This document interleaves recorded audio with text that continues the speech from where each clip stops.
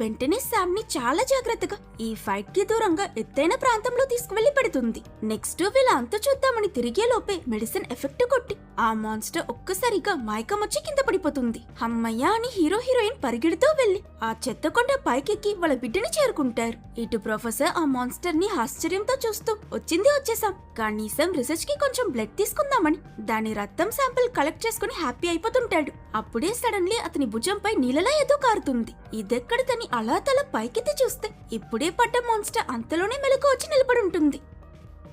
అది సరిపోతున్నట్టు heroine Sam ని పట్టుకునుండడం చూసి ఎక్కడ వీళ్ళిద్దరూ తన బేబీని చంపేస్తారో అని మతమెక్కినట్టు ఆక్రోశమైపోయి వాళ్ళని చంపేయాలన్నంత కసితో అటాక్ చేయాలనుకున్నప్పుడు సడన్లీ వెనక నుంచి స్పీడ్ గా ఒక ఆరో వచ్చి దానికి బలంగా గుచ్చుకుంటుంది. ఈ ఆరో వదిలి దాన్ని గాయపరిచింది ఇంకెవరో కాదు, జీడాంగ్ ఇంకా అతని మనుషులు.